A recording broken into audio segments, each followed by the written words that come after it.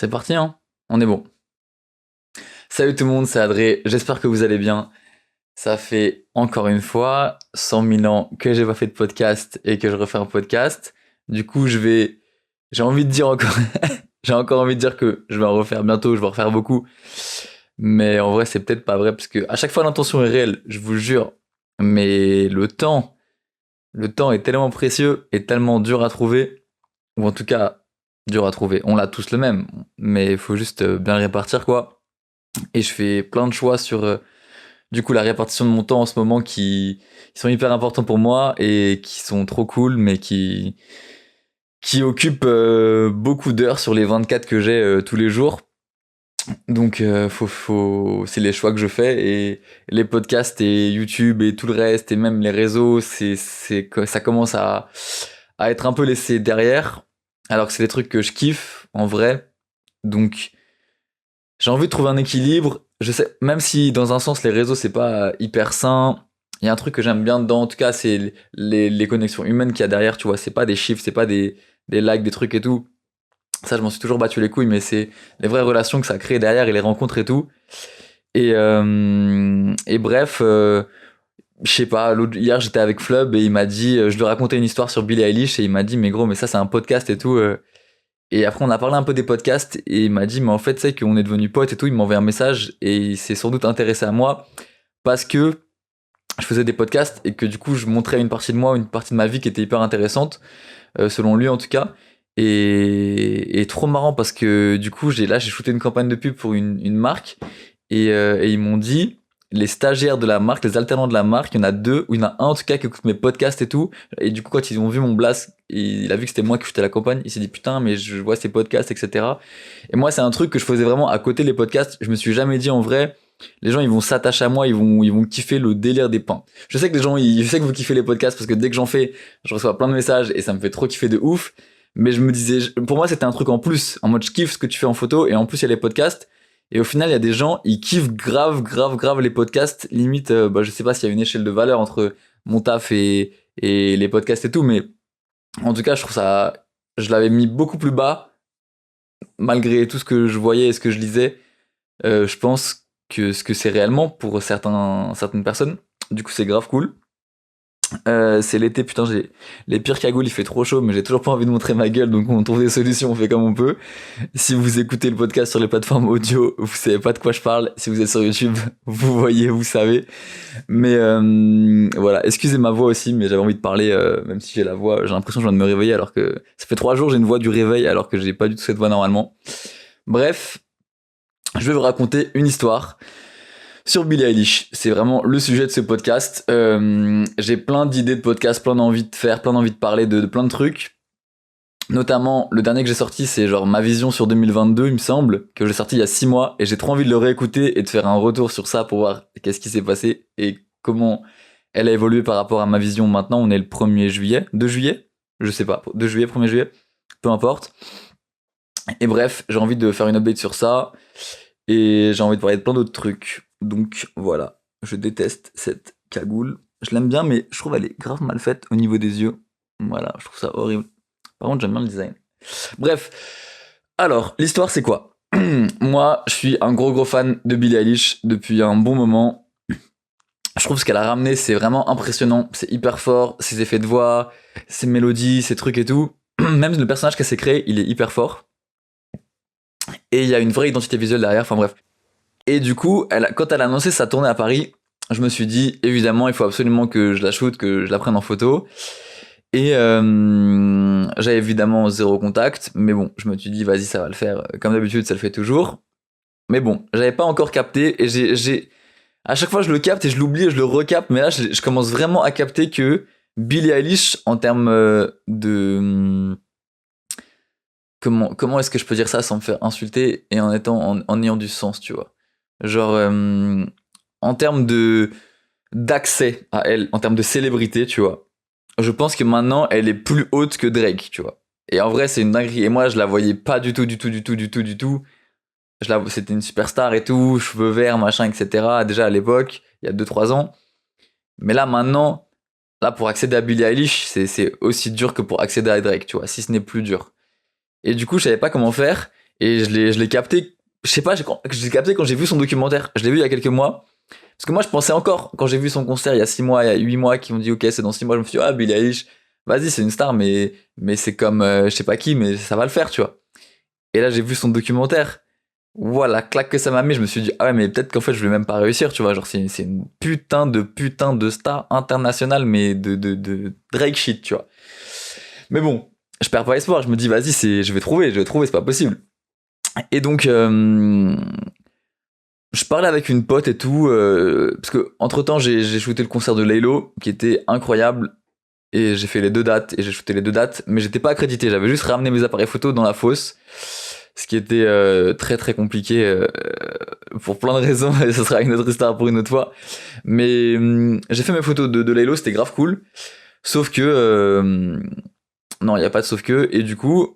J'ai une pote qui a vu les photos qui m'a dit mais t'aurais dû me dire que t'étais pas accrédité, moi je le connais et tout, ou en tout cas je connais son équipe, je t'aurais pu avoir une accrède et tout. Et je dis ah bah merci c'est gentil et tout, et elle me dit mais si jamais t'as d'autres artistes ou d'autres trucs que t'as envie de faire, t'hésites pas tu me dis. Et moi je dis direct, moi le seul truc que je veux faire cette année c'est Billie Eilish. Et on était encore à 3-4 mois du concert et elle me dit bah vas-y, on peut envoyer des mails, des trucs et tout, on peut essayer de voir. Et je dis ok vas-y. Sauf que je suis dans un rush ultime avec Elion, avec qui je travaille maintenant depuis 2 ans. Et il y avait une nouvelle école qui est sortie sur Netflix. Bref, il se passait plein de choses. Si vous n'avez pas suivi, encore une fois, ça sera encore une autre histoire. Mais moi, j'étais dans plein de trucs, je gérais des trucs, je suis parti à New York, je suis revenu. Enfin, il y avait plein de trucs qui se passaient dans ma vie. Du coup, j'avais pas le temps j'ai pas pris le temps. En fait, j'aurais pu le faire, hein, un soir, envoyer un mail et tout, mais j'ai pas pris le temps de le faire. Et là, on se retrouve 2 mois avant le concert. En plus, j'ai mis des alertes dans mon calendrier, genre 3 mois avant le concert, 2 mois avant le concert, 1 mois avant le concert et tout. Je les voyais passer et je me disais à chaque fois, putain, faut que je le fasse, ou un peu tranquille, mais allez, faut que je le fasse et tout. Et j'arrivais pas. Et du coup, on arrive 2 mois avant. Voilà, le truc, c'est dans 2 mois. Je me dis, bon, vas-y, faut que je fasse un mail et tout. Et puis, c'est le rush ultime parce que du coup, nouvelle école est en pleine sortie. Et là, je vois, on est 1 mois avant. Je me dis, oh putain, j'ai oublié d'envoyer mon mail. Et on se retrouve une semaine avant. On est le lundi, mais on se retrouve 3 jours avant. On est lundi. On est lundi. Et là, on concert mercredi. Et je me dis en me réveillant lundi, ok, faut que j'envoie un message pour être accrédité, 2 jours avant. Et là, je vois les stories de tout le monde, tous mes potes photographes qui ont demandé à y être accrédités depuis la date où il fallait vraiment le faire, qui se font tous recaler. Tout le monde, votre accréditation était refusée. En général, on n'est pas hyper nombreux à Paris en termes de photographes de concert. Quand on a 5-6 qui se font recal dans mon entourage, c'est que tout le monde s'est fait recal. Ce qui est arrivé genre pour PNL, pour Laylo, quasiment tout le monde s'était fait recal par les accès directs en tout cas. Enfin, classique. Et du coup, je me dis, ok, elle accepte pas les photographes. En même temps, elle a son photographe qui est Matthew Vogel. Je suis désolé si j'écorche son nom, mais qui travaille avec elle, qui fait toute sa tournée et tout. Donc je me dis, logique, mais comment on va faire? Parce que moi, j'ai pas de place. 2 mois avant, j'étais en train de regarder une place, et ça se revendait 150, 200 euros. Je dis non, j'aime bien, mais je vais pas payer 200 balles pour aller voir Billie Eilish. Je veux surtout la shooter. Et du coup, 3 jours avant, on est là, on est le lundi. Et la veille, j'avais vu une story de son photographe. Un peu, je me suis dit, est-ce que je fais un truc et tout? J'avais rien fait. Je me dis, putain, j'espère qu'elle est encore en ligne. Je vais voir la story. Et il met une story et il dit, est-ce que quelqu'un fait New York, Glastonbury ou New York, Londres avant le 25 juin. Je me dis, qu'est-ce qui se passe? Je vais regarder la tournée de Billie Eilish et tout. Elle est à Paris le 23, Glastonbury le 20 ou le 22. Attends, je sais plus, bref. Ou avant le 26, il disait, peu importe. Disons que c'était le 23. Du coup, à Paris le 23, Glastonbury le 25 et Londres le 26. Du coup, je me dis, ok, il a besoin de quelqu'un, lui ramène un truc. Et à mon avis, il a essayé de viser large, il a dit Londres pour avoir 6 jours, tu vois. Parce qu'on est le lundi. Et moi, je me dis, vas-y, je sais pas ce qu'il veut, je le connais pas, je lui ai jamais parlé, on s'est jamais DM, il me suit pas, mais je screen ou je fais une story moi-même et je dis, ok, est-ce que quelqu'un fait New York, Paris, le 22 ou le 23, tu vois, genre demain ou après-demain, en express. Je sais pas pourquoi je fais ça, mais je me dis, si je trouve quelqu'un qui fait ça, je DM Mathieu et je lui dis, Mati, enfin, je crois que son vrai nom c'est Mathieu, mais il faut dire Mati, et du coup, je lui dis en mode, bah, j'ai quelqu'un pour Paris, est-ce que ça le fait ou est-ce que c'est absolument Londres? Et là, j'ai 3-4 personnes qui me répondent au bout de 3-4 heures. Et je commence à avoir des peut-être tentatives de plan. Je me dis, ok, trop carré. Et bah, je DM Mathis, je lui dis, ok, est-ce que Paris ça le fait ou pas? Il me répond pas. Je me dis, bon, en même temps, il a 200 000, 300 000 abonnés, il va jamais me répondre et tout. Et au bout de 2 heures, il me répond. Et il me dit ouais, je viens de voir ton message, grave, Paris ça peut le faire, mais du coup avant le 23 parce que du coup je suis en tournée et tout. Je dis ouais j'avais vu et tout, pas de souci. De quoi t'as besoin? Et là il m'explique. Déjà, là dans ma tête, je suis en train de faire un mastermind, un master plan pour shooter Billie Eilish en 4 ou 5 étapes. La première étape, c'est réussir à contacter son photographe et qu'il me réponde. Donc là, à ce moment-là, la première étape, elle est réussie. Ça, c'est cool. Deuxième étape, c'est que je sois en capacité de l'aider. Je vais vous raconter la suite. Troisième étape, ça serait que j'arrive à l'aider à New York. Quatrième étape, que ça marche pour que tout se passe pour que ça se marche à Paris, que je lui donne du coup, enfin que je sais pas ce qu'il a besoin encore, mais que ça se fasse et que je l'aide. Et pour me remercier, potentiellement, il m'offre un passe photo, tu vois. Moi, j'étais comme ça dans ma tête. C'était 5 étapes. Du coup, je me dis, j'ai réussi à la première. Sauf qu'en fait, elles sont de plus en plus dures. Parce que bon, là, c'est juste un DM. Maintenant, je me dis, il veut quoi? Et il me dit, c'est le deuxième ordi que je casse pendant la tournée européenne de Billy. Et il n'y a aucun ordi en France parce que je sais pas si vous êtes au courant, mais il y a des pénuries de matières premières et les prix de livraison internationaux et les délais et les prix ont augmenté de ouf. Donc c'est hyper compliqué de faire venir plein de trucs partout. Et donc par exemple si tu veux un MacBook à l'Apple Store, si tu l'achètes aujourd'hui, tu le reçois dans 1 mois et demi. Du coup il y avait aucun stock en Europe pour un Mac ou pour un ordi qu'il voulait. Et donc il se dit, il voit que le seul qui est dispo, il est à New York. Et du coup il voulait que quelqu'un aille acheter l'ordi à New York et le ramène en France, du coup soit à Paris, soit à Londres ou Glastonbury, peu importe, une ville où il était pour qu'il puisse le récupérer. Du coup je me dis, ah ouais, ok, ça va peut-être être chaud, mais je continue d'essayer de chercher. Et du coup, je réponds aux mecs qui m'ont dit qu'ils étaient à New York, qu'ils allaient venir à Paris et tout. Je réponds. Et j'ai un pote qui vit à New York et qui me dit, moi, je peux le prendre et je fais un envoi express 24 heures. Et du coup, je regarde, mais en fait, les envois comme ça, je le dis à Mathieu, on peut faire ça et tout. Et en parallèle, je regarde et je vois en fait que c'est 24 heures, mais que dans les États-Unis. Si tu l'envoies à l'international, donc genre New York-Paris, ça peut prendre 48-72 heures.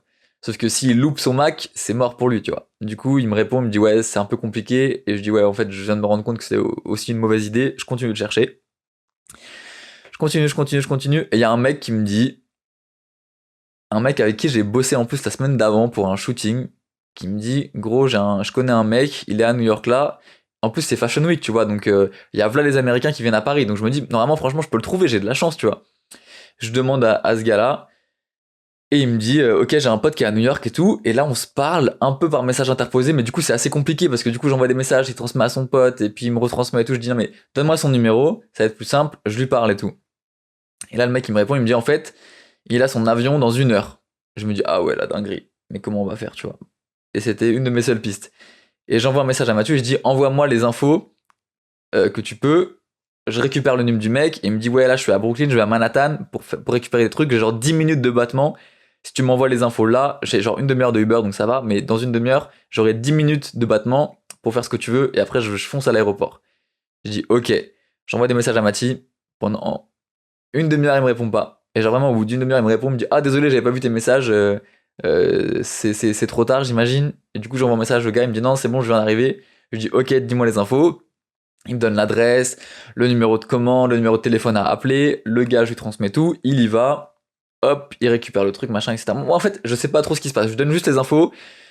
Et là, au bout d'1 demi-heure, je lui renvoie un message. Je lui dis, bah, du coup, tu m'as pas dit c'est comment et tout. Il me dit, c'est bon, j'ai eu Mathieu au téléphone, j'ai réussi à tout récupérer, tout est bon. Mathieu m'envoie un message. Il me dit, c'est bon, c'est trop un bon, le gars, merci beaucoup, vous êtes des tueurs, tu vois.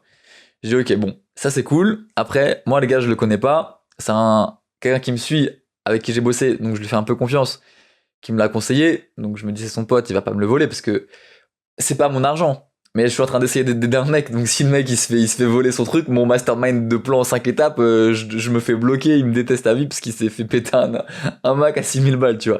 Du coup, l'idée c'est que le mec il soit de confiance et qu'il puisse récupérer le Mac. Du coup, il prend son avion, direction Paris. Jusque là, je me dis, mais en fait, déjà là, je suis quand même un fou malade d'avoir réussi à trouver un mec en 8 heures qui fait New York-Paris, qui a le temps d'aller récupérer un Mac et qui veut bien et qui passe à la douane et que tout se passe bien, tu vois, je suis trop content. Là, mon plan, pour l'instant, il se passe bien. Je parle à Mathis et il me dit, gros, de toute façon, que tu l'aurais fait ou pas, merci pour tous les efforts, t'es un tueur et tout. Même si t'avais pas réussi, de toute façon, je t'aurais récompensé. Si tu veux, je t'offre 4 places, carré or, VIP, tu seras archi bien et tout, pour te récompenser. Je dis, vas-y, bah, trop bien, moi, ça me fait grave plaisir, hésite pas. Et du coup, il me demande un peu les infos et tout. Et après, je lui dis, putain, d'ailleurs, j'aurais trop aimé shooter, mais j'ai vu que t'avais un peu l'exclu, tout le monde s'est fait recal. Et il me dit, ouais, ça, par contre, du coup, j'avoue, c'est l'agent publicitaire de Billie Eilish qui bloque ça. Elle a un peu une image exclusive, en tout cas, ils ont signé un truc d'exclusivité sur son image, et du coup, tout doit passer par son agent publicitaire, qui est d'ailleurs une des premières signatures de Billie. Je crois que si vous regardez sur son Wikipédia, au tout début, elle a signé son label, et dès le début, elle avait son agent publicitaire. Et ça, je pense que c'est un bête de move qu'elle a fait, parce que du coup, dès le début, elle avait une bête d'image avec des marques de luxe. Mais bref, je m'écarte, et j'adore sa carrière. Et bref, et du coup, il me dit, ok, il me dit en gros, c'est un peu mort pour la cred. Il me dit, en fait, même aux États-Unis, même à LA, j'aurais trop aimé voulu faire venir mes potes pour qu'ils shootent, mais en fait, c'est vraiment au-delà de mes compétences, de mon contrôle, quoi. Du coup, je dis, tu sais quoi, t'inquiète, pas grave. Mon plan s'effondre un peu, mais je me dis déjà, on va trouver toutes des solutions. Et déjà, je lui ai sauvé la vie, entre guillemets, mais je lui ramène un Mac et tout pour le reste de la tournée, sinon il aurait été grave en galère. Et il m'offre des places carré or et tout, trop cool, tu vois. Du coup, je lui dis, ouais, est-ce que je peux avoir plus de place un peu en force. Enfin, je l'ai dit pas comme ça, mais je lui demande si c'est possible d'avoir plus de place. Il me dit, ouais, t'en veux combien? Je dis, bah déjà, franchement, 4, c'est incroyable, tu me régales de ouf. Après, si t'en as plus que tu peux faire, si c'est pas compliqué pour toi d'envoyer un mail, un message, moi, je vais rendre encore plus de potes heureux, tu vois, genre, c'est bénef. Il me dit, vas-y, bah, je regarde demain et je te tiens au courant. Je dis, ok. Le lendemain, le mec atterrit à Paris. Il m'envoie un message, il me dit ouais, j'ai rendez-vous à tel pop-up pour tel truc et tout. Du coup, moi j'y vais, pas de souci, je le retrouve, il me rencontre, on discute un peu, il me donne le Mac et tout. Oh, il avait sous le bras un énorme carton comme ça, je sais pas comment dans l'avion il l'a tenu, comment il est venu, j'ai pas compris comment il a fait pour l'avoir. Mais il était là dans la rue à Paname avec un putain de Mac sous le bras, dans un carton d'emballage de B&H. Et du coup, il me le donne, il me dit bah voilà, merci, enfin t'inquiète, ça fait plaisir. C'est mon pote qui m'a dit de le faire pour toi, donc comme c'est mon bête de pote, je t'ai rendu service de ouf. Et en gros, il y avait toute cette communauté de gars qui en fait gèrent deux marques. Une marque qui s'appelle Unknown et une marque qui s'appelle Supplier. Supplier pour qui j'avais fait un shoot du coup la semaine d'avant avec Kekra. Et du coup, les mecs arrivent et me disent ah ok, c'est toi pour Billy, machin, etc. T'es le photographe de Billy, t'es le pote de Billy et tout. Je suis non, non, non, non, non, attention les gars. Attention, moi je suis en train d'aider son photographe. Moi je suis pas le pote de Billy, tu vois, je vais pas aller dans son hôtel. Mais en tout cas, voilà, je leur raconte l'histoire. Ils me disent ah ok, ils comprennent et tout. Et ils me disent mais du coup, tu vas donner le Mac à son photographe et tout. Je dis ouais. Ils me disent est-ce qu'on peut donner des fringues et t'essaies de lui passer. Et moi j'étais en mode bah en vrai je peux pas leur refuser, tu vois, le mec. En fait, tu sais, je me retrouve dans une situation où j'aide un photographe par l'intermédiaire d'un mec qui me rend service. Du coup, je suis obligé de lui rendre service à lui, tu sais, c'est une boucle de service, tu vois. Du coup, il me dit c'est mes gars, est-ce que tu peux leur faire ça? Je peux pas leur dire non. Alors que le mec, il a trimballé un putain de Mac sous le bras dans l'avion, tu vois. Du coup, il dit vas-y.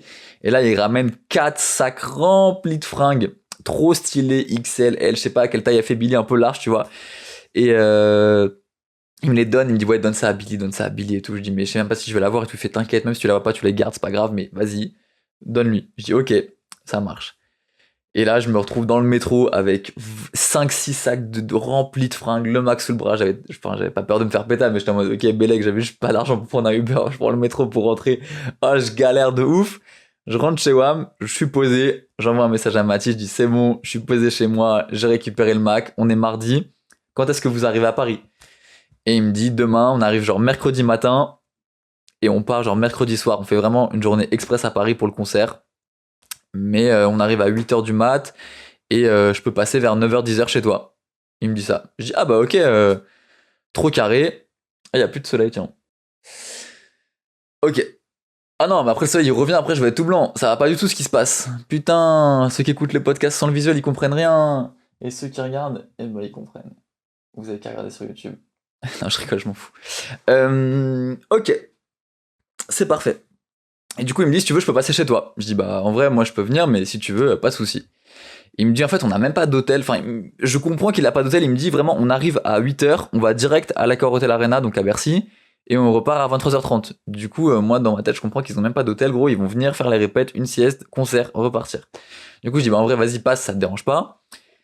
Et il me dit vas-y, donc le lendemain à 10h, il passe en bas de chez moi, il monte et tout, on discute un peu, trop sympa le mec, trop sympa, déjà il archi reconnaissant, il me dit bah merci franchement tu me sauves la vie. Depuis 2 semaines j'étais en train de retoucher sur mes photos sur le MacBook Air du DJ, gros c'est un enfer, enfin c'est pas possible tu vois. Et c'est le deuxième ordi que je casse, je dis mais comment tu les as cassés, il me dit le premier c'était ma faute, j'ai foutu un verre d'eau dessus, enfin j'ai fait tomber de l'eau, et il est dead. Et le deuxième, je sais pas, juste en l'utilisant, à un moment il a chauffé et il s'est éteint, il se rallume plus. Du coup, il reste encore 2 ou 3 semaines de tournée, j'étais obligé de le remplacer. Donc, merci infiniment et tout. Et il me dit, par contre, j'ai pu faire que 4 places pour les invités et tout. J'ai dit, en vrai, c'est incroyable. Merci à toi, t'étais même pas obligé, moi je te rendais juste service comme ça. Et on discute un peu et tout. Et je lui dis, parce que lui il vient de LA, je lui dis peut-être que je vais à LA fin août.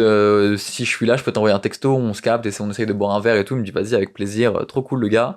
Il me suit et tout sur Insta. Et après, juste avant de partir, je lui dis attends, je suis hyper gêné parce que j'ai genre 4 sacs de fringues en haut que les mecs de New York m'ont ramené pour toi. Donc franchement, t'es pas obligé de les prendre, c'est pour Billy et tout. Je te montre, si tu veux, tu prends, si tu veux pas, tu prends pas, ça m'est égal, ça me tient pas à cœur, mais ça me tient à cœur d'aller au bout de la démarche parce que les gars ils ont aidé, tu vois. Il me dit vas-y, ramène-les, je vais voir. Je le ramène tout, il me dit ok, ça va, c'est pas trop gros, je vais les prendre.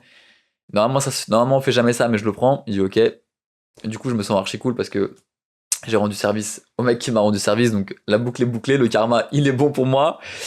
Et il m'envoie les places par mail, il me dit c'est bon, tu vas là, tel guichet, tel truc et tout. Du coup, il y avait une place pour moi, j'en ai offert une à Elion, une pour le mec de New York qui a pris l'avion pour venir, et un pote à lui, comme ça. La boucle était bouclée aussi, on était 4. Et du coup, j'ai quand même pas perdu en tête que je suis là pour faire des photos. En tout cas, moi, je vais faire des photos de Billie Eilish, c'est obligé. Je peux pas la capter sur Paris parce que du coup elle va pas se balader, elle va pas faire des boutiques et tout, elle va que être à l'Accor Arena. Du coup je me dis bon bah il reste que le concert. Et là je vais au concert. Du coup le soir on y va avec Elion, comme c'est nouvelle école, les gens ils le reconnaissent un peu, on discute et tout, on voit Charlotte Gainsbourg, on voit un peu des gens trop marrants et tout. Et on rentre dans le concert et moi j'avais pris là les appareils photo et en fait tu sais c'est l'entrée salon un peu VIP. Du coup t'as un détecteur de métal, du coup je me dis je me fais cramer à 10 000 tu vois sur mes trucs. Mais non, je sais pas, j'arrive à rentrer avec mes appareils. Ils me disent rien. En mode, t'es un peu traité comme un roi, tu vois. Ils me disent rien. J'y vais, je donne mon nom, ils me donnent les places carré or et tout. J'étais jamais allé carré or à Bercy. J'y vais et tout. Déjà, c'est hyper grand pour aller carré or. Moi, j'étais que allé en fosse. En fosse, c'est simple, tu marches, t'es dans la fosse, tu vois. Là, il faut faire v'là les étages, tourner à droite, faire le tour pour le truc machin. On arrive. Et là, archi bien placé devant la scène. Tu vois, archi bien. Et en plus, je pouvais descendre et marcher jusqu'en bas pour être quasiment tout devant. Du coup, pour l'instant, je me pose avec Elion et tout, c'est la première partie, je me dis vas-y, je vais regarder, mais je sens un moment, tu vas me voir disparaître, je vais foncer devant pour aller faire des photos. Et, euh, et voilà, hein. Les photos, je suis hyper content des photos. Déjà la première partie. Oh non, c'est horrible ce qui se passe, je suis en train d'oublier. Je suis en train d'oublier le nom de la première partie. Alors que je sais grave qui c'est en plus. Je sais grave qui c'est, mais là, je l'ai plus en tête. Mais c'est horrible. Je reviens tout de suite. Ne quittez pas. Ne quittez pas, il faut que je retrouve qui est cette personne. Elle a fait un show incroyable. Il y a des rappeurs français, des artistes français, même pas que français, européens. Leur concert entier, il est pas aussi bien que la première partie de Billie Eilish. Je tiens à le préciser. Je vais vous retrouver tout de suite. Parce qu'on peut pas ne pas mettre de respect sur ce nom. C'est pas possible. En plus, je connaissais grave de nom et je pensais que je connaissais aussi. Je pensais que je savais qui c'était en mode, en termes de son et tout. Mais quand elle a fait sa performance, je me suis dit, ah ouais, non, en fait, je connaissais pas. Jessie Reyes. C'est la performance qu'elle a fait, incroyable. Franchement, trop forte, la meuf. Et elle a dit, je crois grave, tu sais, la loi de l'attraction, la projection et tout, elle a dit dans 2 ans, je sold out le Bercy. Ça m'a fait kiffer et tout. En plus, je la crois parce que, franchement, sa performance, c'est une putain de star. En fait, tu sens les stars, tu vois. Des gens qui chantent, premier son, elle est à par terre en train de crier et tout son truc. Tu sais, c'est des gens qui vivent le son, tu vois. Je vais pas citer de nom, mais il y a des gens, franchement, leurs concerts, ils sont fatigants, ça se voit, ils sont fatigués. C'est relou, moi, ça me casse les couilles, les concerts maintenant. Et faites-nous vivre des trucs, faites-nous des belles scénos, faites travailler des trucs.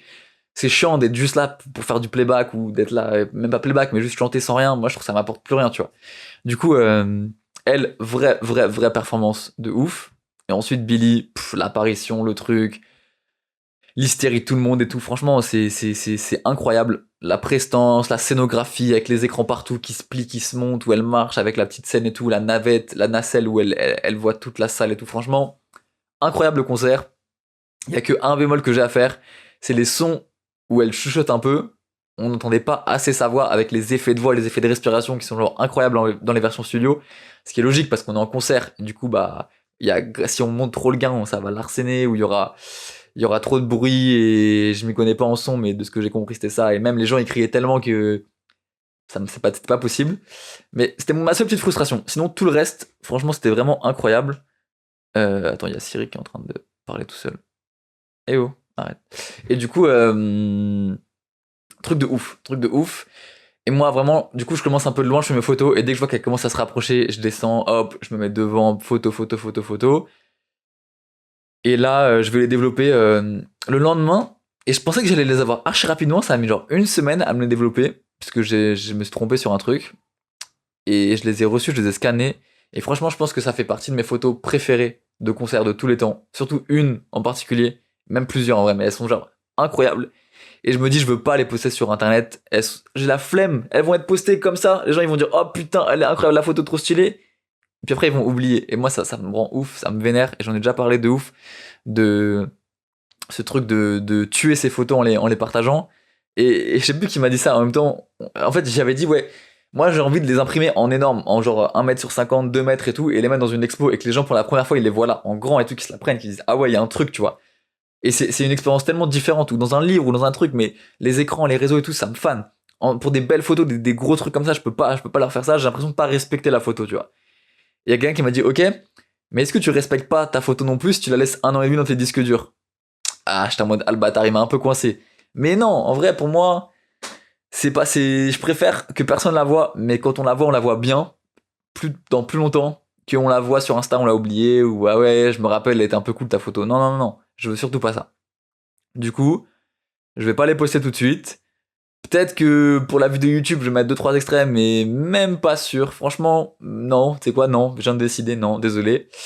Mais allez, j'en mets une, hop. Si vous êtes vous êtes sur les plateformes audio, faudra aller sur YouTube juste pour voir cette photo-là. Je sais pas encore laquelle c'est, mais dans ma tête, j'ai choisi, je vais mettre une photo, ça va être celle-là. Qui est pas incroyable non plus, mais juste pour vous donner un petit goût comme ça, tu vois. Et sinon,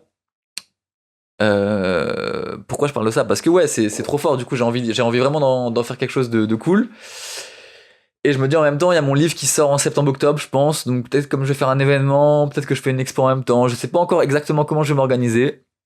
J'ai pas envie de tout confondre, tout mélanger non plus. Donc pas sûr. Mais en tout cas, vraiment, ces photos, je suis hyper content.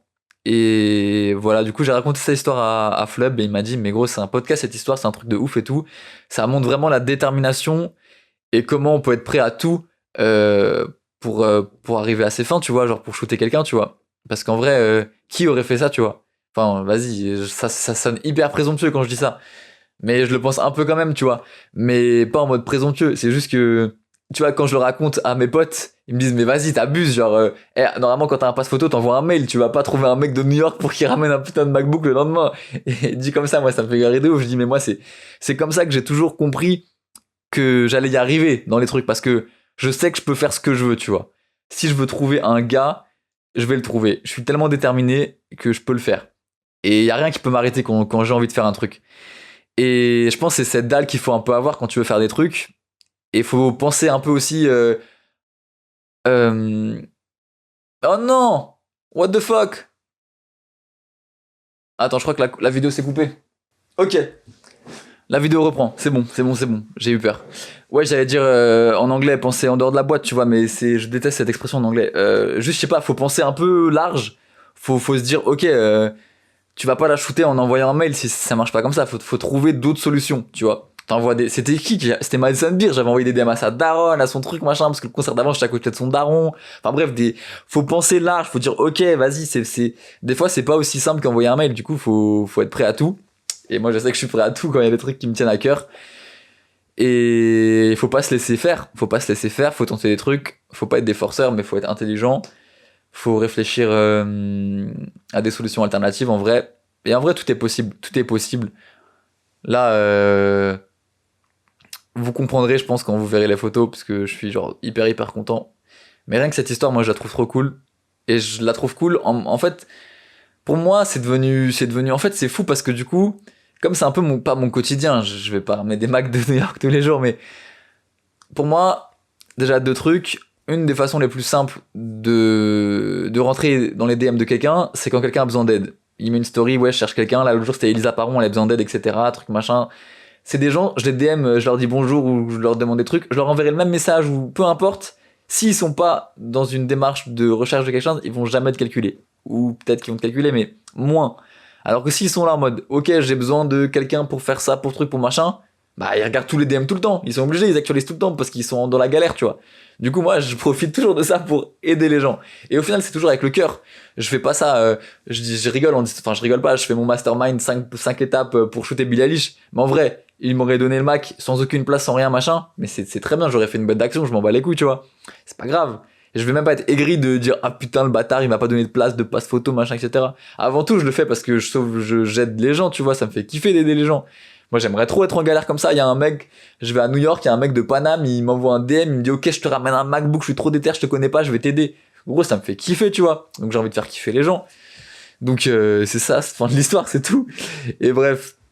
Du coup, quand Flav il m'a dit, mais vas-y, raconte ça, c'est trop inspirant, ça peut motiver des gens, et je me suis dit, vas-y, je vais le faire, hein, parce que moi j'aime trop. De toute façon, tu me laisses tout seul dans ma chambre une semaine, mais il n'y a pas une seconde où je m'arrête de parler. C'est que pour boire de la Morocco que je m'arrête de parler, frérot.